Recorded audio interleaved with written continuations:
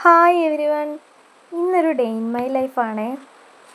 നിങ്ങൾ ഉദ്ദേശിക്കുന്ന ഒരു ഡേ ഇൻ മൈ ലൈഫ് ആയിരിക്കത്തില്ല ഇത്. എൻ്റെ ഒരു ദിവസം എങ്ങനെയൊക്കെയാണെന്നാണ് ഞാനിതിൽ കാണിക്കുന്നത്. ഇന്ന് എഴുന്നേറ്റ് വന്നപ്പോൾ തന്നെ ഒരു 7 മണിയൊക്കെ കഴിഞ്ഞിരുന്നു. പോരാത്തതിന് പുറത്ത് നല്ല മഴയും പെയ്യുവാണേ. അപ്പം എന്തായാലും ഇന്നൊരു മടി പിടിച്ച ദിവസമായിരിക്കും എന്ന് എനിക്കറിയാം. അങ്ങനെ ഇരുന്നാൽ പറ്റത്തില്ലല്ലോ, കുറച്ചധികം ജോലി നമുക്ക് ചെയ്തു തീർക്കാനുണ്ട്. അപ്പോൾ ആദ്യം തന്നെ ഞാൻ ടു ഡു ലിസ്റ്റ് അങ്ങ് എഴുതി വെക്കുവാണേ. ഇനി എഴുതി വെക്കുന്നതിൻ്റെ ഒരു ഗുണമെന്ന് വെച്ചാൽ നമുക്ക് ഇന്ന് എന്തൊക്കെ ചെയ്ത് തീർക്കാനുണ്ടെന്നൊരു ഐഡിയ കിട്ടും നമുക്ക്. അപ്പോൾ ആദ്യം തന്നെ ആ ഒരു പരിപാടി അങ്ങ് നമ്മൾ ചെയ്ത് തീർക്കുവാണേ. കോളേജ് തുറക്കാൻ ഇനി അധികം ദിവസമില്ല, 3-4 ദിവസം കൂടെ ഉള്ളൂ. അപ്പോൾ എന്തായാലും കുറച്ച് പ്രൊഡക്റ്റീവ് ആവാമെന്ന് വിചാരിച്ചു. കുറച്ച് ജോലിയൊക്കെ ചെയ്ത് തീർക്കാനുണ്ട്. അപ്പോൾ ആദ്യം തന്നെ ഞാൻ ആ ടു ഡു ലിസ്റ്റ് അങ്ങ് എഴുതി വെക്കുവാണേ. പിന്നെ അത് കഴിഞ്ഞിട്ട് പുറത്തോട്ടൊന്ന് ഇറങ്ങിയപ്പോഴത്തേക്ക് നല്ല മഴ പെയ്യുന്നുണ്ട്. മഴയാണെങ്കിൽ തകർത്ത് പെയ്യുക. ഇന്ന് ഫുള്ള് മഴയുടെ ലക്ഷണമാണ് ഈ കാണുന്നത്. കുറച്ച് നേരമൊക്കെ മഴ നോക്കി നിന്ന്. അങ്ങനെ നോക്കിയിരിക്കാൻ പറ്റത്തില്ലല്ലോ, നമ്മുടെ ടു ഡു ലിസ്റ്റ് എന്തായാലും നമുക്ക് കംപ്ലീറ്റ് ചെയ്യണം. കുറച്ച് നേരം നമ്മുടെ ചെടികളൊക്കെ നോക്കി നിന്ന്. പിന്നെ അങ്ങനെ നിന്നാൽ പറ്റത്തില്ലല്ലോ. അപ്പോൾ ഒരു കുടയെടുത്ത് ഞാനങ്ങ് പല്ല് തേക്കാനായിട്ട് ആദ്യം ഇറങ്ങി. മഴയത്താണ്, മൊത്തം മഴ പെയ്യുവാണ്. ആദ്യത്തെ നമ്മുടെ ടു ഡു ലിസ്റ്റിൽ എഴുതി വെച്ചിരിക്കുന്ന പരിപാടി എന്ന് വെച്ചാൽ ഇതാണ്. എന്തായാലും കോളേജ് തുറക്കാൻ പോവാണ്. ബാഗൊന്നും ഇതുവരെ കഴുകിയിട്ടില്ല. മഴയത്ത് എന്തായാലും കഴുകാൻ പറ്റത്തില്ല. അപ്പം ഞാനാണെങ്കിൽ സോപ്പ് പൊടിയൊക്കെ ഇട്ട് കുതിർത്ത് വെച്ചേക്കുവാണ്. കുറച്ച് നേരം കുതിരട്ടിരുന്ന്. നമ്മുടെ അഴുക്കൊക്കെ പോകാൻ ഇത് നല്ലതാണ്. കുറച്ച് നേരം മഴ എന്തായാലും തോരുമല്ലോ കുറച്ച് നേരത്തേക്ക്. അപ്പോൾ അപ്പോഴെങ്ങാനും നമുക്ക് കഴുകാമെന്ന് വെച്ച് ആദ്യം തന്നെ കുറച്ച് അഴുക്കൊക്കെ പോട്ടെന്ന് വെച്ച് കുതിർത്ത് വെച്ചേക്കുവാണ്. ഇത് നമ്മുടെ മീഷോയിൽ നിന്ന് വാങ്ങിയ 40 ഫ്ലവർ സീഡ്സ് ഇല്ലേ, അതിൻ്റെ അപ്ഡേറ്റ് ആണ്. ഇത് ഞാൻ നമ്മുടെ ജമന്തി ഉണ്ടല്ലോ, ക്രൈസാന്തിമ, അത് 2-3 ലീവ്സൊക്കെ വന്ന്. ട്രൂ ലീവ്സ് ഇതുവരെ വന്നിട്ടില്ല. ചെറുതായിട്ട് മുള പൊട്ടുന്നുണ്ട്. ഇത് വിങ്കായാണ്. അതിനകത്ത് നിങ്ങൾ നോക്കുമ്പോൾ ഒന്നും കാണത്തില്ല, പക്ഷെ ചെറുതായിട്ടൊരു പച്ചപ്പൊക്കെ ഉണ്ട്. അടുത്ത നമ്മുടെ പരിപാടി ഇതാണ്. വിളക്ക് തേച്ച് കഴുകിയിട്ട് ഏകദേശം ഇപ്പോൾ ഒരു 3-4 ദിവസമായി. കാരണം പുറത്ത് നല്ല മഴയാണ്. പുറത്തിറങ്ങിയിരുന്ന് വിളക്ക് എന്തായാലും തേക്കാൻ പറ്റത്തില്ല. ഈ പൊടിയുടെ പേര് സബീന പൊടി എന്നാണ്. ഇതിട്ട് തേക്കുവാണെങ്കിൽ നല്ല പോലെ വെളുക്കും നമ്മുടെ വിളക്കും. അതുപോലെ പാത്രങ്ങളായാലും തേച്ച് മഴക്കുമ്പം ഇതുപയോഗിച്ചാൽ നല്ല പോലെ വെളുക്കും. ഞാൻ ചകിരി ഇട്ടാണ് ഇത് കഴുകുന്നത്. എന്തായാലും ഞാൻ കഴുകിയിട്ട് വരാം. അങ്ങനെ നമ്മുടെ വിളക്കൊക്കെ കഴുകി നല്ല സുന്ദരന്മാരൊക്കെ ആയിട്ടുണ്ട്. അങ്ങനെ ആ പരിപാടി നമ്മുടെ അവിടെ കഴിഞ്ഞിരിക്കുന്നു. അടുത്തതിന് ബ്രേക്ക്ഫാസ്റ്റിൻ്റെ പരിപാടിയാണ് നോക്കുന്നത്. കഴിക്കാനായിട്ടൊന്നും ഇല്ല. അപ്പം കുറച്ച് ഗോതമ്പ് പൊടി അവിടെ ഇരിപ്പുണ്ടായിരുന്നു. ഞാൻ പിന്നെ ഇച്ചിരി പൊടിയും ഉപ്പും വെള്ളമൊക്കെ ഇട്ട് ഗോതമ്പ് കലക്കുവാണേ.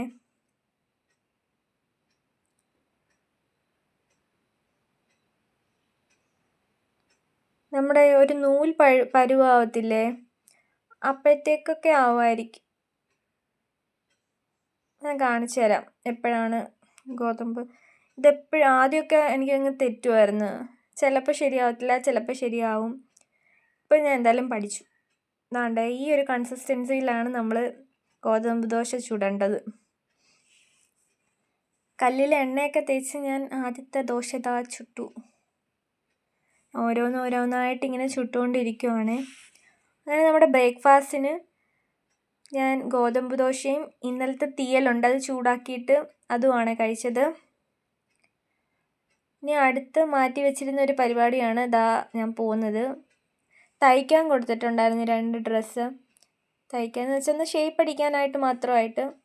അപ്പം അത് വാങ്ങാനായിട്ടാണ് ഞാൻ പോകുന്നത്. മഴയൊക്കെ പിടിച്ച് കിടക്കുന്നുണ്ട്. 2 സൈഡും നല്ല കാടാണ്.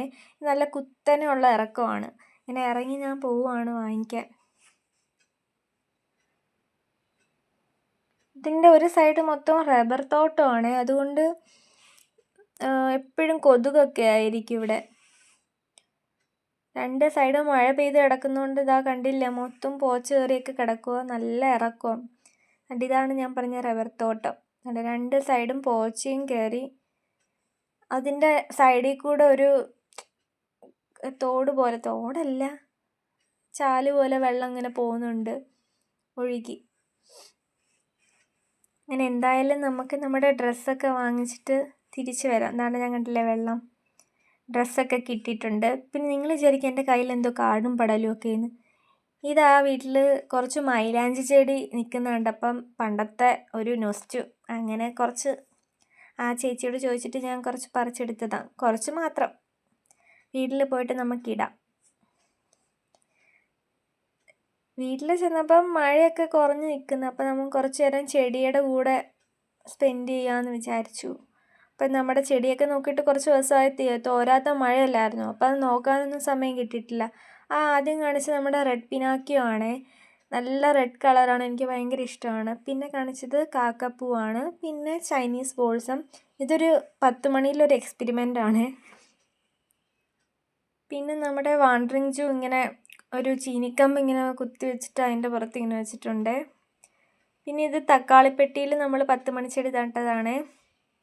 പിന്നെ ഇത് മാങ്ങാനാറിയാണ്. ഇതിൻ്റെ വിത്ത് കൊണ്ടിട്ടിട്ട് ഇത് ഇത്ര ആയിട്ടുണ്ട്, ഇതുവരെ പൂ പിടിച്ചിട്ടില്ല. ഇത് നമ്മുടെ സാദാ ബോൾസം. പിന്നെ നമ്മുടെ വൈറ്റ് കളർ റോസാണിത്. മഴയൊക്കെ ആയതുകൊണ്ട് പൂവൊക്കെ കഴിഞ്ഞപ്പോൾ ഞാനിങ്ങനെ റോസ വെട്ടിക്കൊടുത്തിരുന്നേ. അതിൻ്റെ ആ സൈഡിൽ നിന്ന് ദാണ്ട് പുതിയ തളിർപ്പൊക്കെ വരുന്നുണ്ട്. നിങ്ങൾ ഇതേപോലെ ഒന്ന് ചെയ്ത് നോക്കണേ. എന്നുവെച്ചാൽ പൂവിട്ട് കഴിഞ്ഞ റോസൊക്കെ ആണെങ്കിൽ അതൊന്ന് വെട്ടിക്കൊടുത്താൽ പുതിയ പുതിയ തളിർപ്പ് ഇതുപോലെ വരുവേ. ഇവിടെ പോയ ഒരു തെങ്ങിൻ്റെ തടമായിരുന്നു ഇത്. അതിനകത്ത് കുറച്ച് മണ്ണൊക്കെ ഇട്ട് ഞാൻ വാണ്ടറിങ് ജൂം ഇതുപോലൊരു വയലറ്റ് കളർ ഒരു ക്ലൈമ്പിങ് ഇട്ടതാണേ. അത് നല്ലപോലെ കിളിക്കുന്നുണ്ട്. ഇത് നമ്മൾ കൊറോണ ടൈമിൽ പണിത കുളമാണേ. പിന്നെ കുറച്ച് നേരം അവിടെയൊക്കെ നിന്ന്. പക്ഷേ ഇനി നമുക്ക് ലഞ്ചിൻ്റെ പരിപാടി നോക്കണം. കുറേ ദിവസമായി ഇപ്പം മീനൊക്കെ വന്നിട്ട്. അപ്പം കുറച്ച് പച്ചക്കറി ഇരിപ്പുണ്ടായിരുന്നു. അപ്പം ഞാൻ ആദ്യം വിചാരിച്ച് അവിയലങ്ങ് വെക്കാമെന്ന്.